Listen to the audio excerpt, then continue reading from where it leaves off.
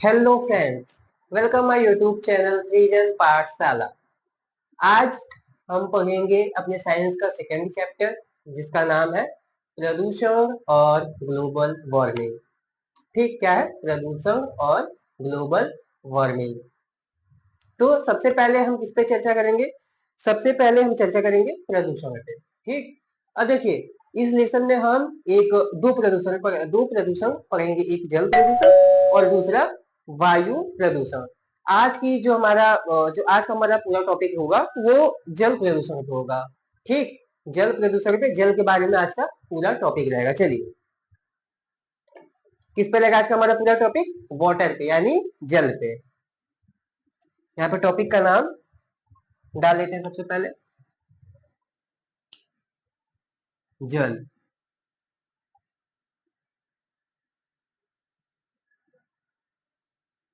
Okay, ये हो गया हमारा आज का टॉपिक। अब चलिए,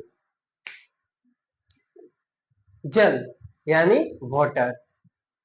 जो हमारी पृथ्वी है, जो हमारी पृथ्वी है उस पे अगर देखा जाए तो जो 97% यानी 100% में से 97% जो जल है वो खारा पानी है।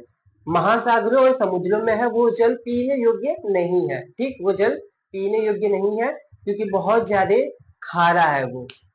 पीने योग्य जल हमारे पास कितना है? ओनली 3%। कितना है? केवल 3% है। वो भी पूरी तरह से, यानी देखा जाए तो प्रत्यक्ष रूप से पूर्णतः हमारे पास उपलब्ध नहीं, वो भी 3%। उसमें से 0.03% ही हमारे पास, चलिए, उपलब्ध है। तो इसका हम लोग पहले क्या करते हैं, जैसे आज का हमारा टॉपिक है उगा जल। अब इसमें सबसे पहले हम क्या करते हैं, जो हमारे जल, जो हमारे वाटर है, उनका डिविजन कहाँ कहाँ है, जैसे मैंने आपको बताया ना। सबसे पहले चलिए इसको नोट कर लेते हैं। सबसे पहले ये नोट कर लीजिए आप लोग,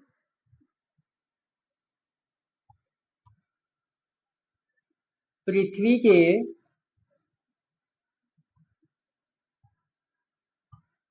100% जल का 97%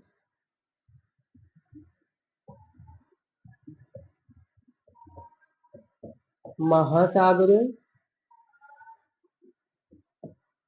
में, पृथ्वी के जल का 97%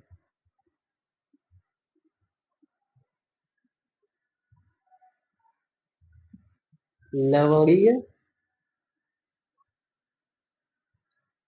है, जो पीने के अयोग्य है। जो क्या है? पीने के अयोग्य है। पीने के अयोग्य है। उपलब्ध 3% जल ही हमारे, उपलब्ध 3% जल ही मनुष्य के लिए, यहाँ पे आप देख लीजिए,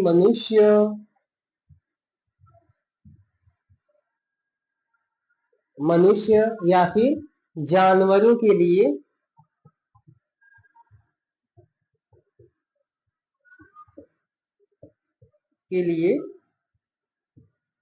पीने योग्य है। यानी आप लोग समझ गए होंगे कि जो 97% जो वाटर है हमारा, वो तो खारा है, वो तो हम पी नहीं सकते। लेकिन 3% हमारे पास मीठा जल अवेलेबल है।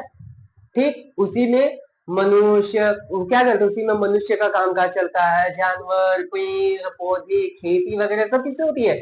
सब इसी 3% में होती है। चलिए, अब हम एक काम करते हैं, ये जो हमारा 3% उपलब्ध है, यानी जो हमारे पास अवेलेबल 3% वाटर है, 3% जल है, इसको हम देख लेते हैं कि जलों का वितरण, जैसे हिमानी यानी बर्फ में, इस 3% में से 68.7% हमारा हिमानियों में है।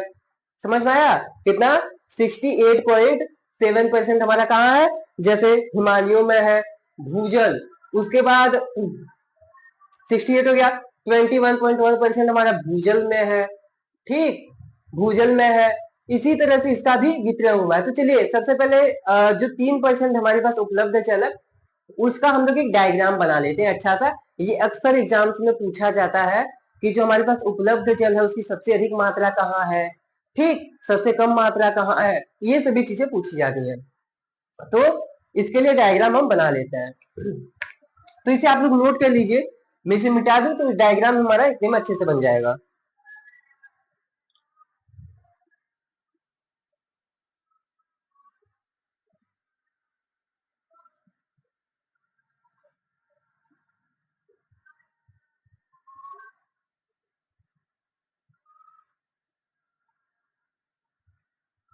चलिए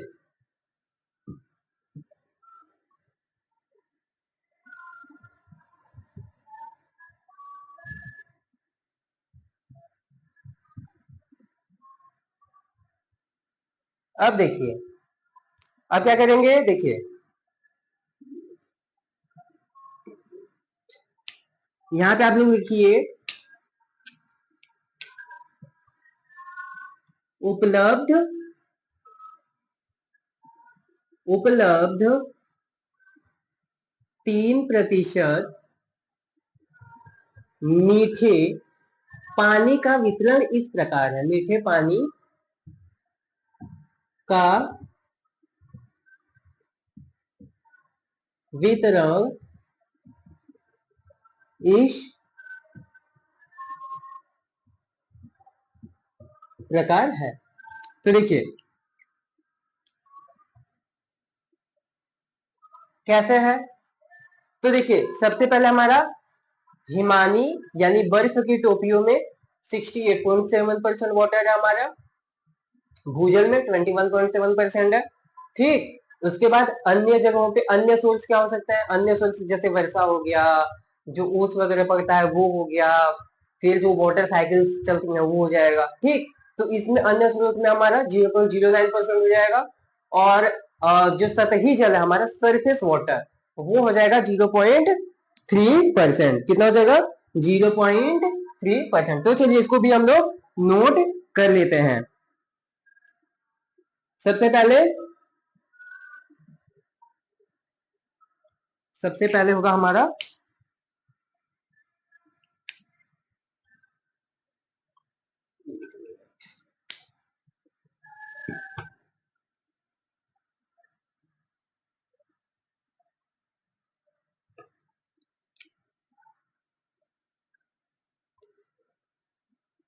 ध्रुवीय बर्फ की टोपी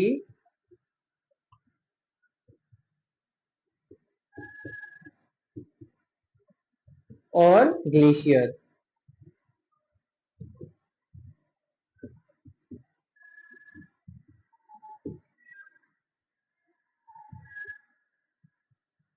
इसमें कितना है हमारा, ध्रुवीय बर्फ की टोपियों और ग्लेशियर में हमारा कितना है 68.7%। कितना होगा हमारा 68.7%। ये डाटा आपको याद होना चाहिए, ठीक। ये जो आंकड़े दे रहा हूं मैं आपको, ये याद कर लेना है, क्योंकि ये बहुत इंपॉर्टेंट होता है हमेशा एग्जाम्स में, चाहे कोई भी एग्जाम हो, बड़े से बड़ा हो छोटे से छोटा हो, हर एग्जाम में ऐसे क्वेश्चन आते हैं। चलिए, ध्रुवीय बर्फ की टोपी और ग्लेशियर में भूजल,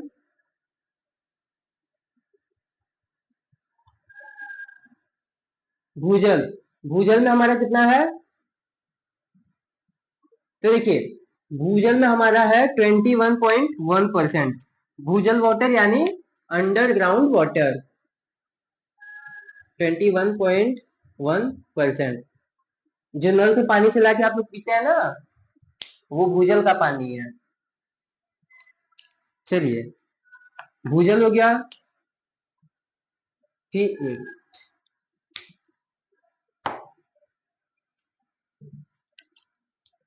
पानी के अन्य स्रोत,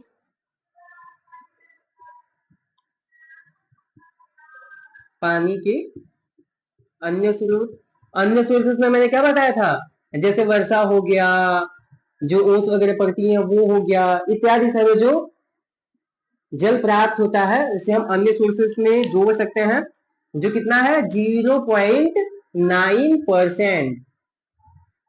0.9%। ठीक। अब नेक्स्ट हमारा होगा सतही जल। सतही जल।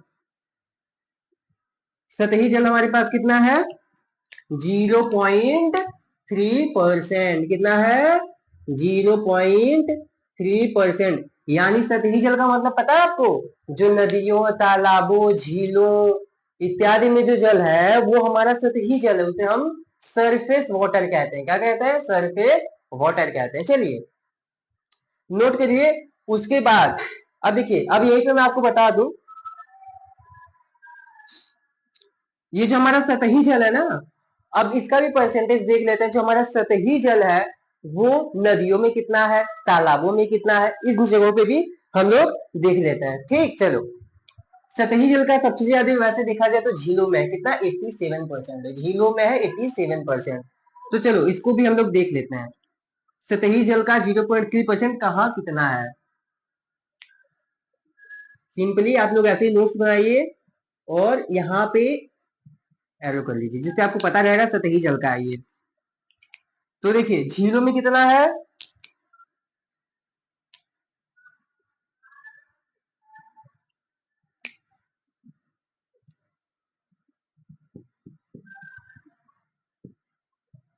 झीलों में कितना है 87%। कितना है 87% है। ठीक। उसके बाद हमारा कहाँ है नदियों में, कहाँ है नदियों में। नदियों में हमारा है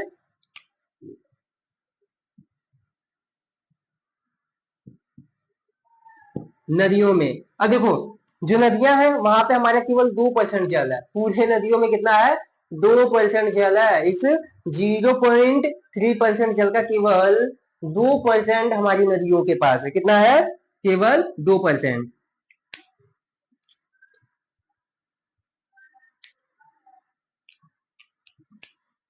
कितना है ओनली 2%। अब देखिए फिर तीसरा हमारा दलदलों में, यानी दलदली में। दलदल में कितना है 11% है। दलदल में हमारा कितना है 11% है। कितना है 11% है। कहा दलदलों में। चलो कहा है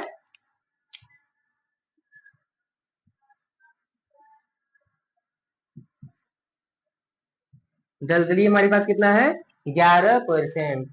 ठीक, समझ में आया आप लोगों को। यानी आप लोग सोच सकते हैं कि हमारे पास जल के कितने लिमिटेड सोर्सेस हैं। तो इसीलिए आज का जो हमारा टॉपिक रहेगा वो इसी पे बेस्ड रहेगा कि हम जल का कैसे संरक्षण करें, जल जल का नुकसान कहाँ कहाँ हो रहा है, ह्रास कहाँ कहाँ हो रहा है, और जल का संरक्षण कैसे किया जा सकता है, जल हमारे लिए कितना उपयोगी है, इत्यादि चीजें अभी हम देखेंगे। चलिए इससे पहले नोट कर लीजिए, आप लोग ये डेटा पहले नोट कर लीजिए।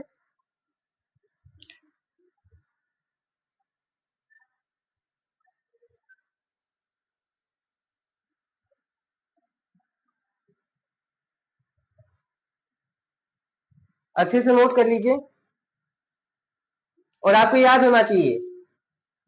तो देखिए हिमालय में कितना है 68.7% है, भूजल में 21.1% है, जल के अंदर सोर्सेस 0.9% है, सतही जल हमारे पास 0.3% है।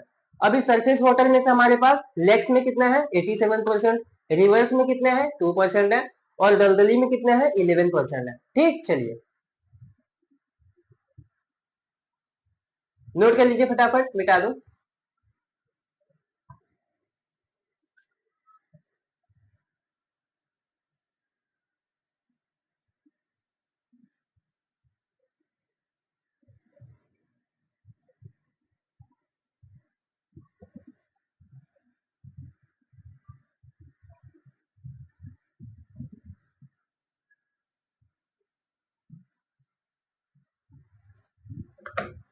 चलिए अब हम देखते हैं जल की संरचना। जल की संरचना यानी कंपोजिशन ऑफ वाटर।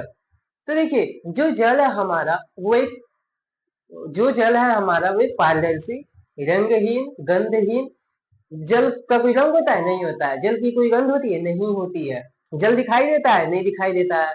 ठीक समझ में आया लोगों को? तो जल हमारा पारदर्शी, स्वादहीन, रंगहीन इत्यादि चीजें जल की विशेषता है। क्या क्या? रंगहीन होता है, स्वाद, कोई रंग है क्या जल का? नहीं है। कोई स्वाद है जल का? नहीं है।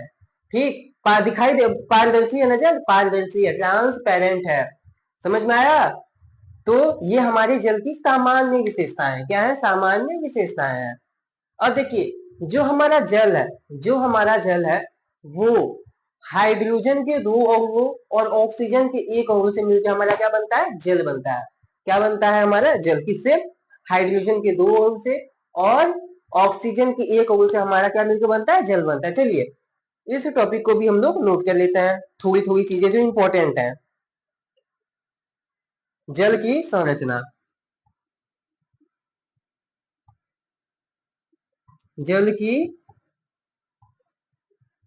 संरचना।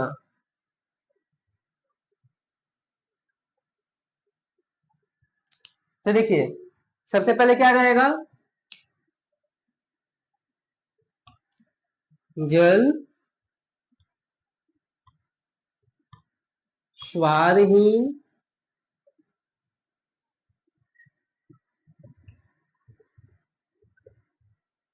रंगहीन,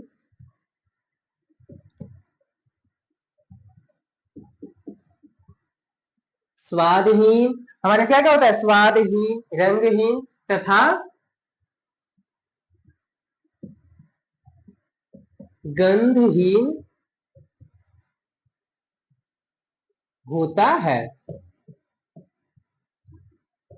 ठीक, जल हमारा स्वादहीन, रंगहीन, पारदर्शी तथा गंधहीन होता है। अब देखिए अब इसमें क्या होगा?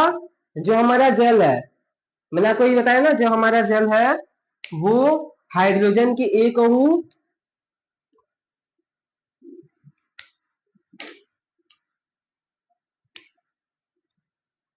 जल किससे मिलकर बना है? हाइड्रोजन का एक अणु प्लस ऑक्सीजन के दो अणु से मिलकर हमारा क्या बना है? सॉरी एक मिनट एक मिनट। हाइड्रोजन के दो अणु और ऑक्सीजन के एक अणु से मिलकर हमारा बना है जल H2O। समझ में आया आप लोगों को? यानी हाइड्रोजन के एक अणु से और ऑक्सीजन के दो अणु से मिलकर हमारा जल बनता है। अब देखिए हमारे जल जो होते हैं उसमें हमारा जो सामान्य जल है उसमें भी नमक की मात्रा पाई जाती है। ठीक, उसमें भी नमक की मात्रा पाई जाती है। जैसे अगर लवणता के आधार पर देखें, लवणता के आधार पर, तो हमारे जो जल है वो हम तीन भागों में बांट सकते हैं। जो हमारे जल है उन्हें हम तीन भागों में बांट सकते हैं। तो देखिए सबसे पहले किसमें नोट कर लीजिए, लवणता के आधार पर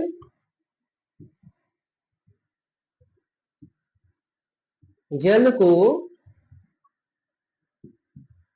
तीन भागों में बांटा जा सकता है। कितने पार्ट्स में? 3 पार्ट्स में डिवाइड किया जा सकता है। बांटा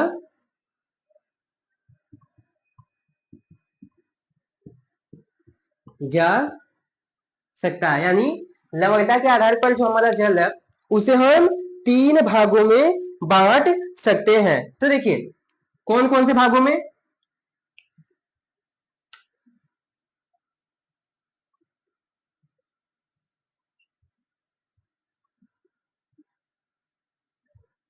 कौन कौन से भागों में बांट सकते हैं? हो जाएगा हमारा मीठा पानी,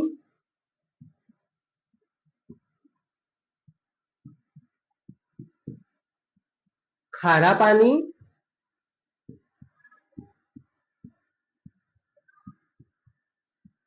महासागरीय जल।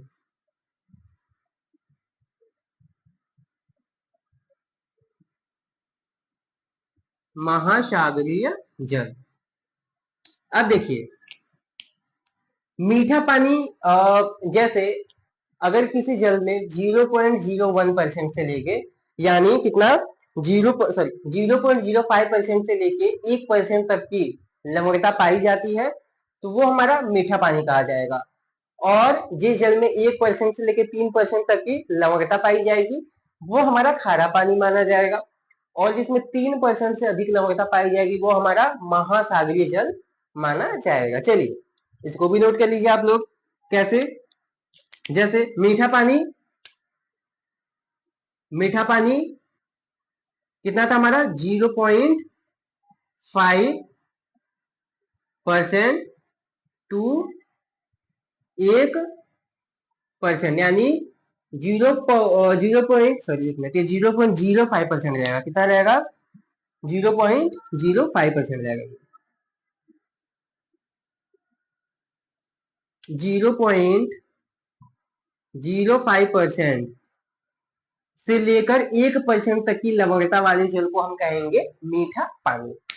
ठीक। अब देखिए खारा पानी किसे कहेंगे, तो 1% से लेके 1% टू 3% लवणता वाले जल को हम कहेंगे खारा पानी। और 3% से अधिक, 3% से अधिक लवणता वाले जल को हम महासागरीय जल कहेंगे। तो चलिए नोट कर लीजिए हमारे जल की सामान्य विशेषता, यानी जल की संरचना है ये हमारी। ठीक, चलिए नोट कर लीजिए फटाफट।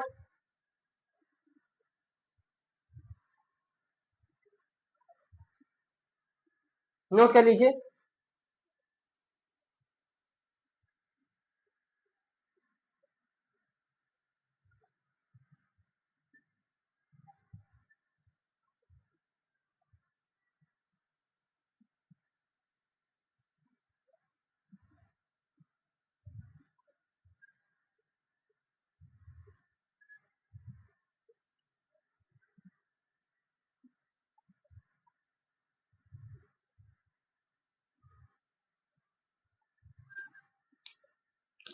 चलिए हो गया, चलिए इसे मिटा दिया जाए।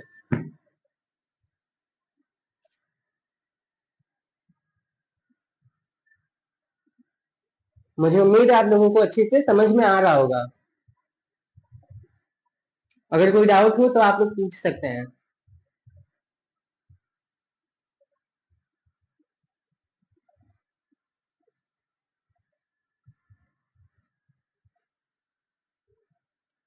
चलिए अब हमारा नेक्स्ट टॉपिक रहेगा जल संरचना, सॉरी जल चक्र, वाटर साइकिल। अब देखिए वाटर साइकिल क्या होता है, चलिए सिंपल एकदम समझा जाए इसको। जो वाटर साइकिल को, जो हमारा सूर्य है, ठीक, जो हमारा सूर्य है, तो सूर्य की गर्मी से, सूर्य की गर्मी से जो हमारे तालाब, महासागर, नदी, झील, इन सभी के जो जल होते हैं ना, वो क्या होते हैं, धूप की वजह से, गर्मी की वजह से क्या होते हैं, वाष्पित हो जाते हैं। क्या होते हैं? वाष्पित हो जाते हैं। कैसे? आप गैस पे पानी गर्म करने के लिए जब रखे होंगे तो उसके ऊपर ढक्कन लगा के देखिएगा एक बार। जब आप उस ढक्कन को हटाएंगे तो आप लोग देखेंगे कि जो पानी की बूंदें वो ढक्कन पे आके चिपकी हुई होती है, यानी उस पे आके, तो क्या हो रहा है, वो भाप में यानी वाष्प में बदल जा रहा है। गर्मी देने को क्या हो जा रहा है, उसके जो अणु है वो अलग हो जा रहा है, हाइड्रोजन और ऑक्सीजन में से क्या हो जा रहा है, अलग हो जा रहा है। इसीलिए जब हमारी सूर्य की वजह से जल क्या हो जाता है, जल हमारा वाष्प में परिवर्तित हो जाता है। तो ये जब वाष्प में परिवर्तित हो जाता है तो क्या होता है, ये ऊपर उठने लगता है। जो वाष्प होती है वो क्या होती है, ऊपर उठने लगती है। और ऊपर उठती है जब, तो आप लोगों को एक कॉन्सेप्ट पता होगा, अगर नहीं पता होगा तो आगे हम लोग जो जियोग्राफी फाउंडेशन चल रहा है उसमें पढ़ेंगे। प्रत्येक 165 मीटर, हर 165 मीटर की ऊंचाई पे जाने पे 1 डिग्री सेल्सियस के तापमान में गिरावट आती है। समझ में आया? तो इसीलिए जब ऊंचाई बढ़ती है, ऊपर उठता है जब, तो क्या होता है, तापमान गिरता है। और जब तापमान गिरता है तो वो क्या होने लगता है, वापस बूंद में परिवर्तित होने लगता है। क्या होने लगता है, वापस बूंद में परिवर्तित, यानी जिसे हम संघनित कहते हैं, संघनन, कंडेंसेशन कहते हैं। फिर क्या होता है, वो हजारों लाखों बूंद बना के क्या करते हैं, वो क्या करते हैं, बादल बनाते हैं। और फिर वो जब बादल बन जाता है तो वही हमारा वर्षा होता है। ठीक, सामान्य एकदम सीधा सा कॉन्सेप्ट है, समझ में आया लोगों को। चलिए, बस उसमें हमें यही पढ़ना है, वाटर साइकिल में वाष्पीकरण, संघनन और वर्षा, तीनों प्रोसेस मैंने आपको बता दिए। वाष्पीकरण कैसे हुआ, सूर्य के माध्यम से। संघनन कैसे हुआ, वाष्प जब ऊपर उठा, टेम्परेचर कम हुआ, उसका ड्यू पॉइंट पे आया, क्या हो गया, संघनित हो गया। संघनित होके क्या हो गए, बादल बन गया। अब बादल बना तो क्या हुई, वर्षा हो गई। यही तीन कॉन्सेप्ट है हमारा वाटर साइकिल में। इसे हम वाटर साइकिल की कहते हैं। वाष्पित कहाँ हुआ था जल, वाष्पित कहाँ से हुआ था, पृथ्वी से ना।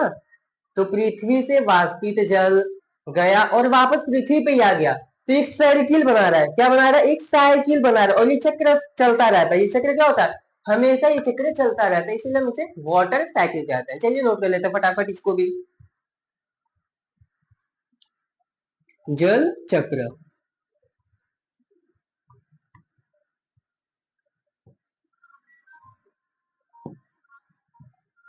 जल चक्र, इसमें सबसे पहले हम देखते हैं वाष्पीकरण, इवेपोरेशन। सबसे पहले हमारा क्या रहेगा, इवेपोरेशन।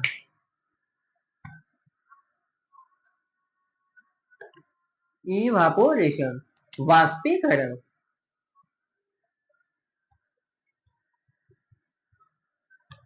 एक मिनट, चलिए इसको एक डायग्राम से मैं आपको समझा देता हूँ। जल चक्र के लिए हमारे पास कितने प्रोसेस है, तीन है, वाष्पीकरण, संघनन और वर्षा। जल चक्र कितने प्रोसेस है हमारे पास, तीन प्रोसेस है।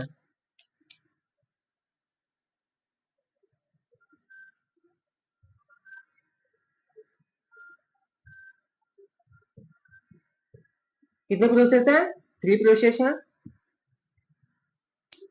कौन कौन से,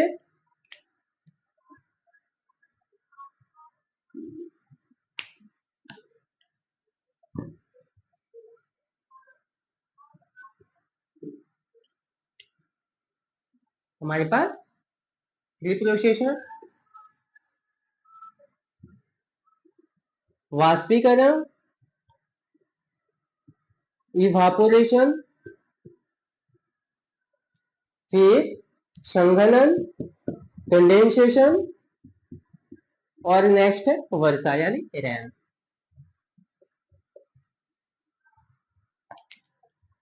ठीक, समझ में आप लोगों को। तो देखिए अब क्या होता है, सूर्य, अब इसमें आप लोग नोट कर लीजिए, सूर्य की गर्मी की वजह से जल वाष्पित, सूर्य की गर्मी से जल वाष्पित होकर क्या होता है, वाष्पित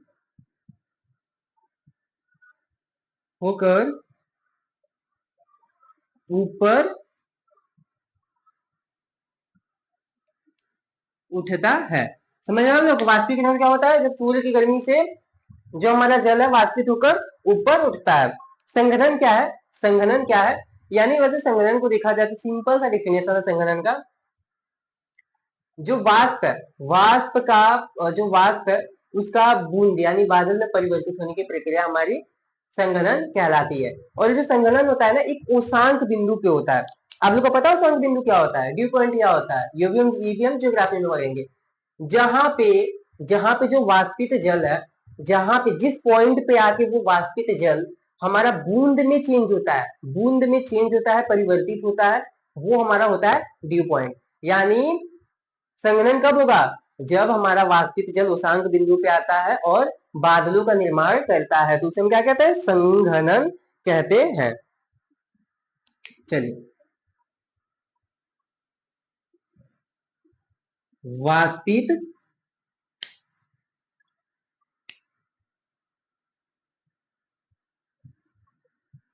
वाष्पित जल के वाष्पित जल के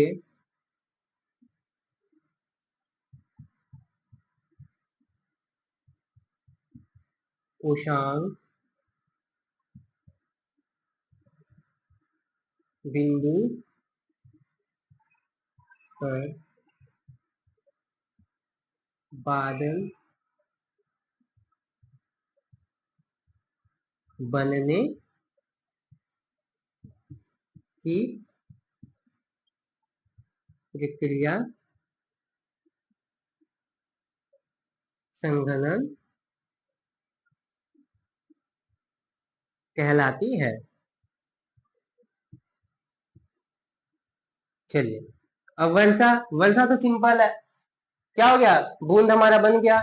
अब यही हजारों लाखों बूंदे मिलके क्या करती हैं, यही हजारों लाखों छोटी छोटी बूंदे मिलके हमारी जब टकराती हैं आपस में मिलके वर्षा कराती है। ठीक, तो इसको लिखवाने की जरूरत है, लिखवाने की जरूरत नहीं है, सिंपली आपको ही पता है।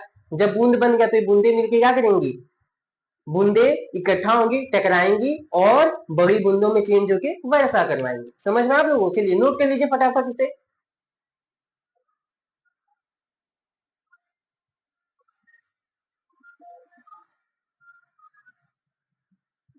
नोट कर लीजिए।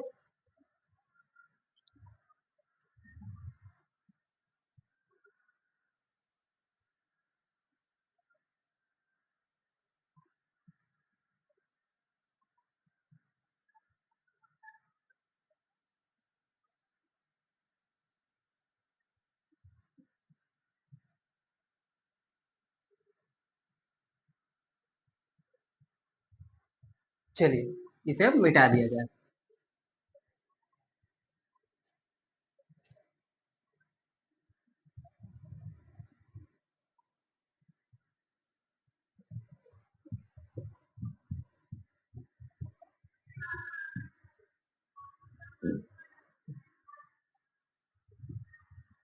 चलिए, ये हमने क्या क्या पढ़ लिया, जल के बारे में पढ़ लिया, जल की संरचना हो गया, जल चक्र हमने पढ़ लिया।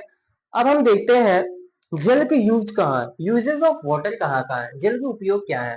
चलिए इसे भी नोट कर लेते हैं फटाफट, जल के उपयोग।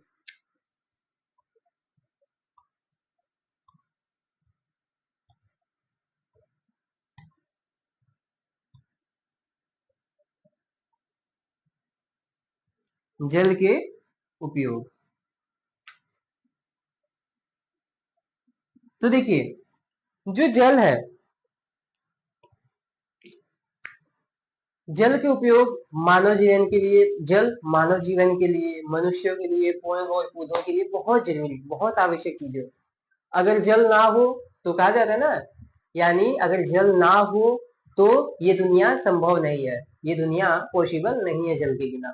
तो जल हमारे जीवन में एक अति महत्वपूर्ण चीज है।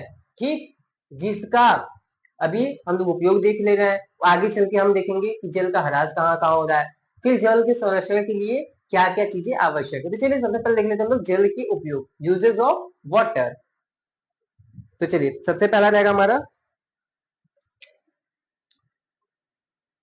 यह शरीर के तापमान को नियंत्रित करता है, ये शरीर के तापमान को नियंत्रित करता है। यानी जो जल है वो हमारे शरीर के टेम्परेचर को कंट्रोल करता है। ठीक, जो हमारे शरीर का टेम्परेचर कंट्रोल में रहता है वो जल की वजह से रहता है। ये हो गया हमारा पहला। दूसरा है, यह आंख, नाक और कान, यानी जो हमारे आंख, नाक और कान जो होते हैं उनके ऊतकों को, और कान के ऊतक, ऊतकों यानी टिश्यूज को आंद्र बनाए रखता है। आंद्र मीन्स पता है वो क्या होता है, आर्द्र यानी नमी, ठीक। मॉइस्चर, मॉइस्चर जिसे कहा जाता है ना, मॉइस्चराइज करके रखता है। उत्तकों को आर्द्र, आर्द्र बनाए रखता है। जैसे जो हमारी आंख है, ठीक, आंख में से आंसू तो जल के रूप में ही आते हैं, तो ये हमारी आंखों को भी आर्द्र बनाए रखता है। ऐसे ही जब किसी के अंदर जल की मात्रा की कमी होती है तो कितने लोगों की आंखें सूखने लगती हैं, जो मतलब एक खतरनाक बीमारी होती है। चलिए, ये हो गया हमारा दो। हमारा तीसरा नंबर क्या होगा? यह है शरीर के अंगों, यानी जो मानव शरीर के अंग हैं, ठीक, जो हमारे मानव शरीर के अंग के अंगों और उत्तकों की रक्षा करता है।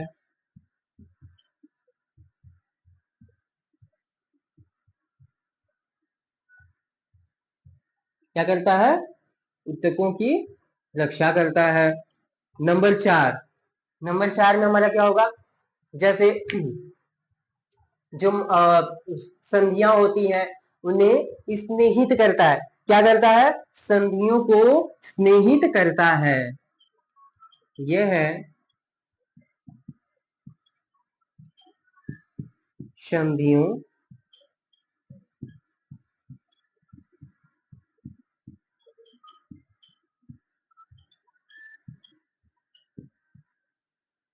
को स्नेहित करता है, ठीक। फिर जो जल निकाय होता है उसमें जो मछलियां और हाइड्रा जैसे जीव होते हैं, जैसे कई प्रकार के जो जीव होते हैं, उनकी क्या करता है? जीवों का ये निवास स्थान है। चलिए भी नोट कर लेते हैं। जल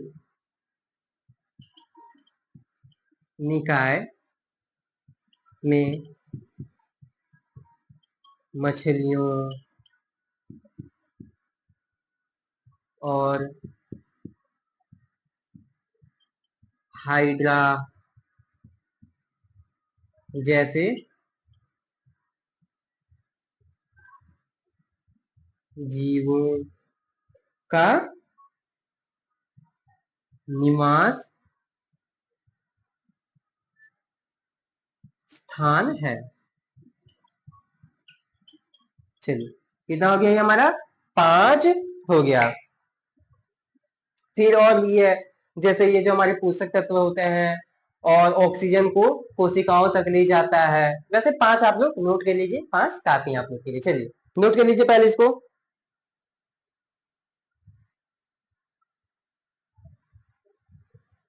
नोट कर लीजिए पहले।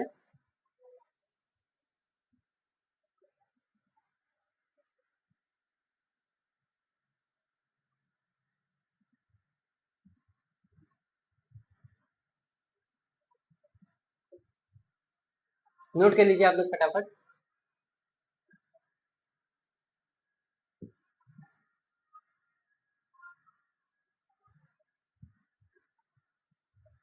चलिए अब इसे मिटा दिया जाए।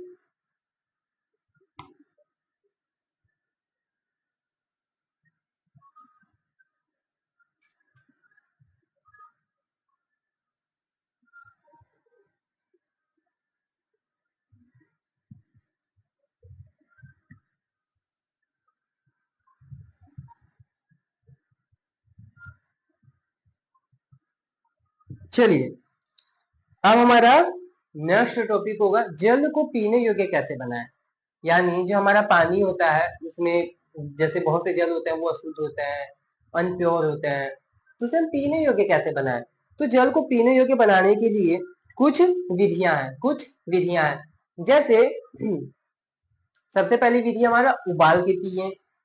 फिर ठीक, फिर दूसरा है हमारा क्लोरिनिफिकेशन, यानी और जल में क्लोरीन की गोली मिलाएं। तीसरा है फिटकिरी या पोटास के माध्यम से। और चौथा हो जाएगा फिल्टर का प्रयोग करके। तो देखिए, अगर जल को पीने योग्य बनाना है तो सबसे पहले, सबसे पहली विधि क्या है हमारे पास? उबालना। यानी अगर जो जल है उसे 10 मिनट तक आप उबालते हैं तो क्या होता है, वो जल हमारा प्योर यानी शुद्ध हो जाता है, उसमें जितने भी बैक्टीरिया वगैरह होते हैं, शुद्धियां होती है, वो खत्म हो जाती हैं। ये तो हमारा हो गया पहला मेथड यानी पहली विधि। दूसरा है हमारा क्लोरोनीकरण। क्या है? क्लोरीनीकरण। अब देखिए, जैसे अगर आप जल को उबाल ना पाए तो मार्केट में बाजार में क्लोरीन की गोलियां मिलती हैं। क्या मिलती है? क्लोरीन की गोलियां मिलती हैं। अगर ला के आप उनको अपने जल में डाल देंगे तो जल हमारा क्या हो जाता है, उसमें जल में जितनी अशुद्धियां और ये सभी चीजें होती हैं वो हमारी खत्म हो जाती हैं। तीसरा प्रोसेस क्या है हमारे पास? तीसरा प्रोसेस है पोटास का प्रयोग करके, यानी पोटास फिटकरी का यूज करके। जैसे जो पोटास फिटकरी होता है उसको आप जो रस्सी होती है उसमें बांध के जो जल है ना, जल उसमें 2-3 बार ऐसे ऐसे घुमा दें और फिर उसको बाहर निकाल दें। फिर कुछ मिनट तक वेट करें, जितनी भी अशुद्धियां होंगी जल की, जैसे जो मिट्टी वगैरह होंगी, बैक्टीरिया जितने भी होंगे, बैक्टीरिया मर जाएंगे और जो अशुद्धियां होंगी मिट्टी वगैरह वो जल की नीचे तली यानी जो तली होगी उसमें बैठ जाएंगे, नीचे हो जाएंगे, और जो हमारा शुद्ध जल होगा, प्योर वाटर होगा, वो हमारा ऊपर रहेगा। तो इससे आप शुद्ध कर सकते हैं। और चौथा प्रोसेस होता है हमारा फिल्टर का प्रयोग करके। जैसे मार्केट में आप लोगों को पता है बहुत सारी फिल्टर मशीनें मिल रही है, ठीक, जो पानी है यानी ज्यादा उसको साफ करने के लिए, समझ रहे हैं? जैसे आरओ वगैरह है, इन सब का यूज करके आप जल को प्योर कर सकते हैं। तो चलिए, खाली बस मैं आपको हेडिंग नोट करवा दे रहा हूँ।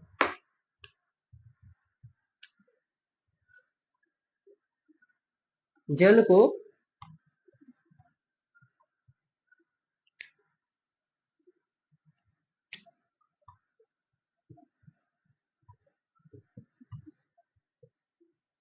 पीने योग्य कैसे बनाएं?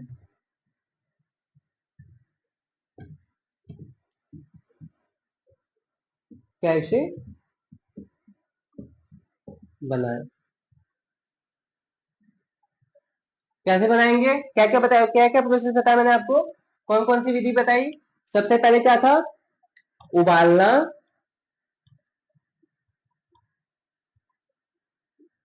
उबालना। दूसरा है हमारा क्लोरोनीकरण। क्लोरीनीकरण।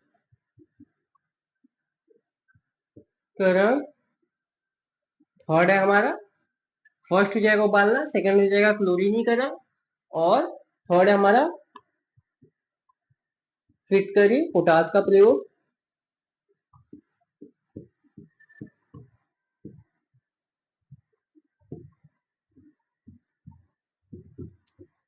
और फोर्थ हमारा फिल्टर का यूज,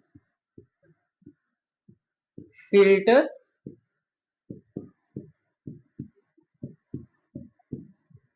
का प्रयोग। समझ में आया आप लोगों को? चलिए नोट कर लीजिए पहले इतना।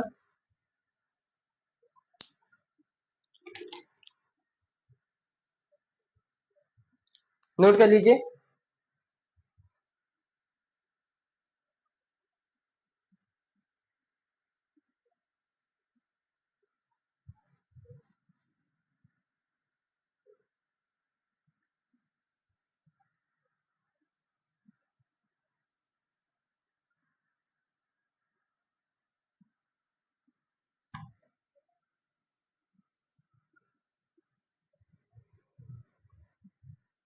चलिए, अब मैं आपको बता दूं भूजल क्या होता है।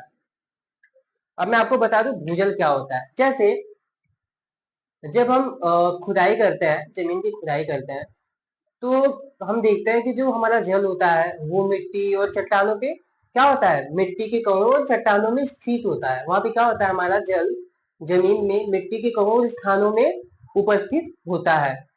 तो इस तरह से हम देखें तो जो हमारा यानी जो हमारा उसके ऊपरी जो जल होता है ना, उसे हम वाटर टेबल कहते हैं। यानी आपने खुदाई किया, ठीक, आपको मिट्टी के कणों और चट्टानों में आपको जल दिखा, तो वो जो जल दिखा ना, वो ऊपरी सतह है, उसे हम वाटर टेबल कहते हैं। फिर उसके नीचे का जो जल होता है उसे हम कहते हैं भूजल यानी ग्राउंड वाटर। समझ में आप लोगों को? ठीक। फिर दूसरी चीज क्या है हमारे पास, देखो ये तो हो गया हमारा ग्राउंड वाटर। अब भूजल बनता कैसे है, जैसे वर्षा हो गई या फिर बहुत ज्यादा कुहेसा शीत वगैरह पड़ गया, तो इस तरह से क्या होता है, इस तरह से जो पानी होता है, पानी जमीन में रिसने लगता है। क्या होता है, पानी जमीन में रिसता है, और ये पानी का रिसना ही वो भूजल को बढ़ाता है। तो इस तरह से जो पानी के रिसने की प्रक्रिया है, पानी जब जमीन में रिसता है तो इसे हम कहते हैं फिल्ट्रेशन कहा जाता है, यानी अंतः स्पंदन कहा जाता है, फिल्ट्रेशन कहा जाता है। समझ में आया आप लोगों को?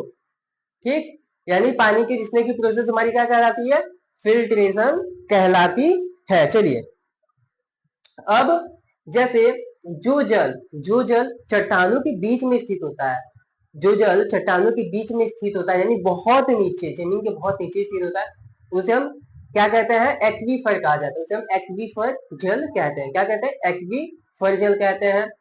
इसको बेसिकली ट्यूबवेल वगैरह से ही निकाला जा सकता है। ठीक, ट्यूबवेल या बोरिंग जो होता है उसी से इसको निकाला जा सकता है। तो चलिए, ये जो तीन चार डेफिनेशन से इसे नोट कर लेते हैं।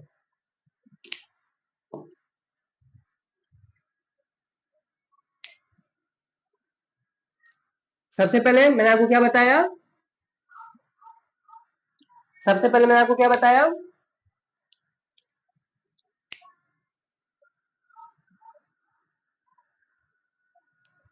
महीन, चलिए यहाँ पे महीन नहीं आएगा, मिट्टी के कण होंगे यहाँ पे।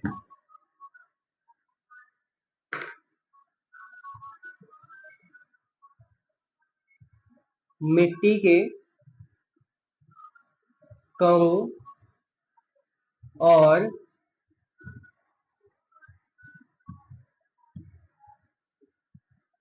चट्टानों के बीच उपस्थित उपस्थित जल। ठीक, यानी मिट्टी और कवों और चट्टान, मिट्टी के कवों और चट्टानों के बीच उपस्थित जल। अब इसमें क्या होता है, जो हमारा पहला है, जो हमारा पहला होगा वो क्या होगा, इसके ऊपरी परत को वाटर टेबल, वाटर टेबल कहा जाता है। समझ में आया? और जो इसकी निचली परत होती है, निचली परत को हम कहते हैं भूजल। निचली परत को भूजल कहा जाता है, यानी ग्राउंड वाटर कहा जाता है।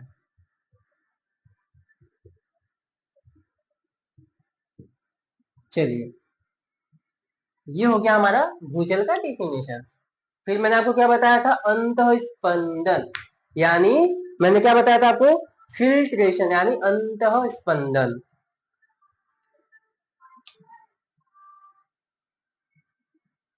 जमीन में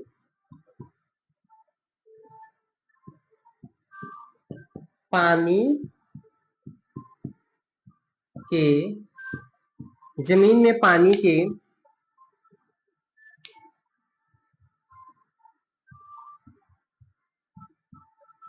रिसने की प्रक्रिया को हम क्या कहते हैं, अंतः स्पंदन, अंतः स्पंदन, इंग्लिश में से फिल्ट्रेशन, फिल्ट्रेशन कहा जाता है।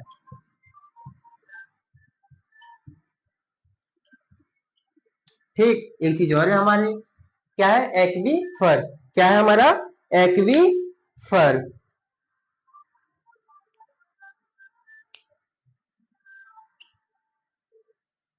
ठोस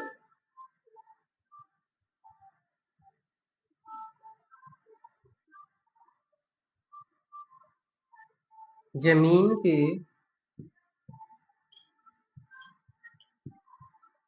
चट्टानों में उपस्थित जल एक्वीफर कहलाता है। क्या कहलाता है? एक्वीफर कहलाता है। समझ में आ आप लोगों को? चलिए नोट कर लीजिए इतना।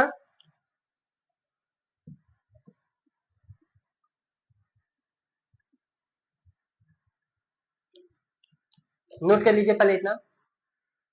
और ये जो हमारा मैंने आपको बताया था ना, जो चट्टान जो एक्वीफर है, यानी जो एक्वीफर में हमारा वाटर है, उसे हम या तो ट्यूबवेल के माध्यम से या हैंडपंप के माध्यम से प्रयोग में ला सकते हैं।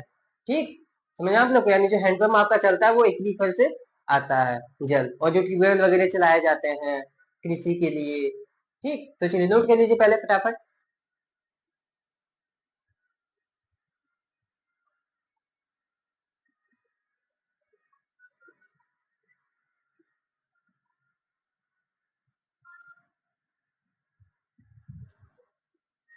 ये टॉपिक का नाम आप लोग डाल लीजिएगा भूजल। ठीक, जल में ही है टॉपिक भूजल।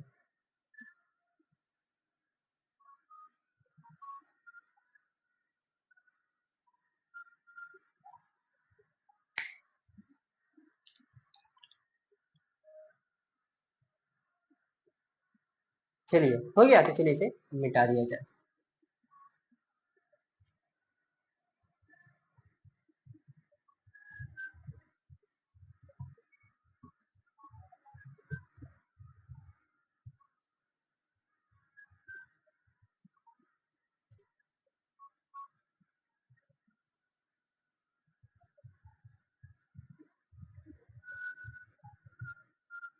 चलिए अब हमारा जो नेक्स्ट टॉपिक होगा वो होगा जल संरक्षण, वाटर कंजर्वेशन, यानी कंजर्वेशन ऑफ वाटर, जल का संरक्षण।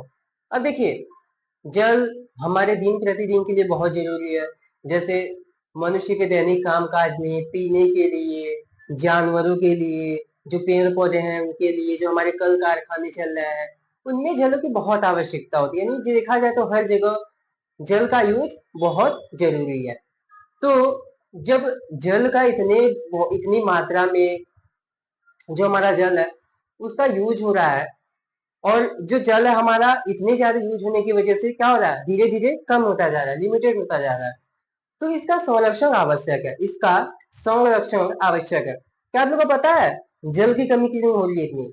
तो देखिए इसका सिंपल ही रीजन है। सबसे पहला हमारा रीजन होगा जनसंख्या विस्फोट, यानी धीरे धीरे पॉपुलेशन बहुत ज्यादा बढ़ती जा रही है। आप लोगों को भी पता है इंडिया की पॉपुलेशन 142 करोड़ हो गई है। ठीक, तो इस तरह से जो पॉपुलेशन बढ़ रही है तो वो भी तो आखिर जल का उपभोग कर ही रही है। तो जो जनसंख्या विस्फोट हो रहा है उसकी वजह से जल का जो कंजप्शन है यानी उपभोग बढ़ता जा रहा है। फिर देखिए जो हमारे कल कारखाने हैं उनमें भी बहुत ज्यादा मात्रा में वाटर का प्रयोग होता है। ठीक, बहुत ज्यादा मात्रा में जलों का यूज होता है। जैसे आप लोग देखे होंगे आयरन एंड स्टील कंपनी जो होती हैं वो नदियों के किनारे ही लगाई जाती है। क्यों नदियों के किनारे लगाई जाती है? क्योंकि जल की बहुत ज्यादा जरूरत होती है। ठीक, और फिर हमारा तीसरा रीजन क्या हो जाएगा? ये तो हो गया हमारा दो, जनसंख्या विस्फोट, और दूसरा हो जाएगा हमारा कल कारखाने। तीसरा हमारा कृषि में। कृषि में भी जल बहुत ज्यादा मात्रा में यूज होता है हमारा। आप लोग देखिए वर्षा नहीं होती तो खेतों में जाके पानी चलाते हैं। ठीक, पूरी लेके जाएंगे, पानी वाली मशीन लेके जाते हैं, पानी चलाते हैं। तो उससे क्या हो रहा है, जो खेतों में पानी चलता है ना उससे हमारा जो भूजल होता है वो ऊपर आता है, और जो भूजल होता है उसका दोहन होता है। तो कृषि में भी हम जल का बहुत ज्यादा मात्रा में उपयोग कर ले रहे हैं। समझ में आया? और जैसे हमारा हो जाएगा जैसे जो जल है उसका असमान वितरण भी है। जैसे आप लोग देखिए हमारा राजस्थान है, वहां पे एक भी नदी नहीं है। ठीक, वहां पे एक भी नदी नहीं, वहां पे खाली एक ही नदी लूनी, वो भी सूखी हुई नदी है। तो जो जल है उसका असमान वितरण है। ठीक, और वहीं देखिए वर्षा का असमान वितरण है, जो हमारी वर्षा है उसका भी असमान वितरण है। हमारे देख लीजिए राजस्थान वगैरह में बारिश वर्षा बहुत कम होती है, वहीं हमारा जो माजीराम है, चेरापूंजी है, यानी पूर्वोत्तर के राज्य हैं, फिर ठीक, और जो हमारा पश्चिमी तट है वहां पे वर्षा की अधिकता कितनी ज्यादा है। तो इस तरह से वर्षा की असमानता भी जो जल है उसका कमी को उजागर करती है, जल की कमी को उजागर करती है। तो इसके लिए हमें क्या जरूरत है? इसके लिए हमें जरूरत है कि हम जल का संरक्षण करें। तो आज हमारा टाइम खत्म हो गया है, तो कल कल हम लोग अपना जो जल का टॉपिक है उसे कंप्लीट करने की सोचेंगे, यानी कल हम लोग जो मैंने आपको बताया वो नोट करवा दूंगा, जल का संरक्षण। तो आज के लिए इतना ही रहने देता है, चलिए।